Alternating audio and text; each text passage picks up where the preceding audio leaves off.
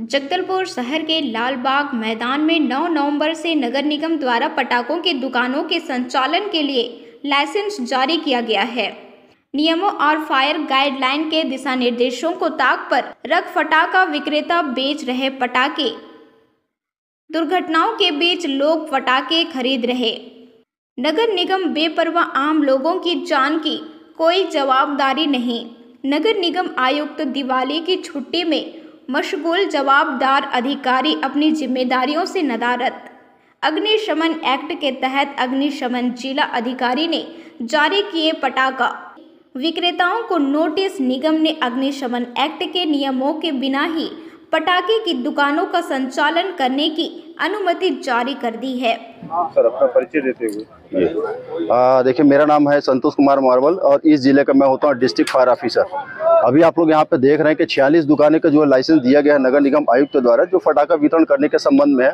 मेरे द्वारा पूर्व में भी बताया गया था कि जब कभी ऐसा कोई दुकान या पंडाल के इसमें जो वितरण किया जाता है तो मुझे बुला लिया जाए, क्योंकि अभी 3 दिन पहले इनको 9 तारीख को दुकान अलॉट हुई है। तो 9 तारीख को जैसे मुझे सूचना मिला कि ये 9 तारीख को इनको फायर के इसका दुकान पटाखा दुकान के लिए लाइसेंस दिया गया है, तो मैंने तुरंत ही, मेरा जो गाइडलाइन बोलता है हमारा नेशनल बिल्डिंग कोड 2016 टॉप 4, जो कि हमारा होता है फायर एक्ट। छत्तीसगढ़ में आपको पता है कि 2018 में फायर एक्ट आ चुका है और रेगुलेशन हमारा जो है 21 सितंबर 2021 को पास हुआ है। उसके तहत ये जो अस्थायी पंडाल है, उस पंडाल में क्या क्या होनी चाहिए, वो तुरंत मैंने जो अपना जो हमारा गाइडलाइन है उसके हिसाब से इन लोगों को रिटर्न में दिया गया है। उसके साथ साथ इनको नोटिस भी दिया गया कि जो मेजर जो अधिकार है, निरीक्षण करने का अधिकार है, उसके तहत मैं अब यहाँ पे आया आज दोपहर में 12 बजे से लेकर 3 बजे तक और उसका पूरे तरह से निरीक्षण किया। निरीक्षण करने पर पाया गया कि सबसे बड़ा कमी इसमें यह है कि चूंकि ये कपड़े का बना हुआ है, गाइडलाइन ये बोलता है कि ये पूरा टीन का शेड होना चाहिए था, बट इनके पास समय नहीं था। इनको जो है सिर्फ 3 दिन के दुकान लगाने का लाइसेंस मिला, इस कारण इन लोगों के द्वारा जो है कपड़े का शेड बनाया गया, जो कि गलत है।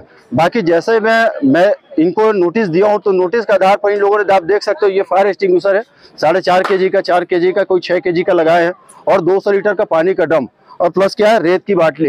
ये रेत की बाल्टी भी इसका काम आता है, ये मेरा गाइडलाइन है। उसके आधार पर इन लोगों ने जहाँ से भी व्यवस्था किया, लेकिन किया है अभी। इस संबंध में एक और आता है, जैसे कपड़े होते हैं, उस कपड़े पे यदि हम फायर रिटार्डेंट सील केमिकल का छिड़काव करते हैं तो उससे भी आग नहीं लगती। क्योंकि इनको भी किसी को पता नहीं है, तो मैंने इस साल जो है रिटर्न में दिया हुआ है इनको कि क्या क्या करना चाहिए और क्या क्या होना चाहिए, पार्किंग व्यवस्था क्या होनी चाहिए, इलेक्ट्रिक का कोई भी केबल जो है खुला नहीं होना चाहिए। ये सब चीज बातों के बारे में आज मैं 12 बजे से लेकर 3 बजे तक के 46 दुकान यहाँ और 31 दुकान जो हमारे आड़ावाल में जो दुकान है, वहाँ पे मेरे द्वारा निरीक्षण करके बाकायदा इनको रिटर्न में दिया हुआ है। और नगर निगम आयुक्त, इसका जो मैं निरीक्षण किया हूँ, इसका कॉपी जो है नगर निगम को दूंगा कि आने वाले भविष्य में जब भी ऐसा कोई हो तो एक फायर का जो हमारा फायर एक्ट बोलता है उसके तहत इनको दुकान आवंटित किया जाए और उन नियमों का पालन कराया जाए। इसमें कोई घटना दुर्घटना भी होती है तो इसके जिम्मेदार कौन होते हैं सर? देखिए, घटना दुर्घटना होगा तो ये तो खैर मैं नहीं कह सकता जिम्मेदार कौन होंगे, लेकिन यह है कि कम से कम सुरक्षात्मक उपाय करने के लिए कहा जाता है तो करना चाहिए।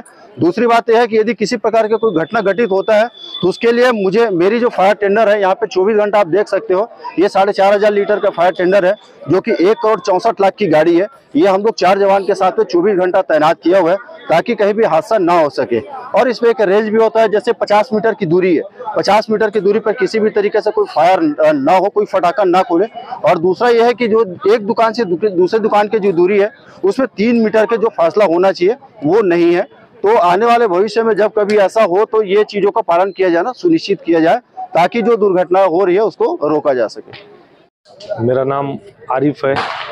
हम लोग केशकाल फटाका के नाम से दुकान चला रहे हैं और निगम के जो भी मापदंड है और जो भी फॉर्मेलिटीज है उसको कंप्लीट करने के बाद ही हमको दुकान आवंटित हुई है। कितना भुगतान किया आपने नगर पालिका? ये हम लोग दुकान लगाने के लिए 11,000 रुपये भुगतान करते हैं। कितनी दुकान है? एक दुकान है। एक ही दुकान जी। और क्या सुविधा दी नगर पालिका ने अगर 11,000 रुपये आपसे लिए? ये पार्किंग सुविधा कैसी? पार्किंग सेंटर में लगाने के लिए बोले हैं और फायर विकेट एक है और रेती का ढेर रख दिए यहाँ, और बाकी दुकानों में बोले पानी और सीज फायर और ये सब रखने के लिए। स्वास्थ्य विभाग द्वारा एम्बुलेंस? स्वास्थ्य विभाग का नहीं आया, एम्बुलेंस नहीं। फायर ब्रिगेड द्वारा दिए गए हैं, उसमें क्या क्या? उसमें तो ये सीज फायर वाला है, पानी है, रेती है, पानी का टंकी है दूसरा ये कि आपका ऐसा कोई समय नहीं है, 10 बजे 11 बजे। अब जैसा क्या होता है, अधिकांश कई काम वाले हैं जो 10:30 बजे 11 बजे आते हैं, कोई दुकान है, कोई गांव वाले हैं, कोई जल्दी आ जाते हैं, तो उसके लिए कोई बाध्य नहीं है कि अभी त्योहार का में एक तो क्या हमें 3 दिन का टाइम मिला है, यही अगर हमको थोड़ा ज़्यादा दिन का मिलने से हम क्या है समय से काम करके समय से दुकान काम करके समय से दुकान बंद करते। अब अचानक में 3 दिन का समय मिला है, एक दिन तो हमको समय जमाने में लग जाता है, सामान मिलाना ये करना, उसके बाद 2 दिन का समय हमारे पास आज का और कल का है। 2 दिन में आप 3 सेट कहाँ लगा पाएंगे 2 दिन में। रात के तो 8 बजे तो दुकान आवंटित हुई थी आनंद फानंद में।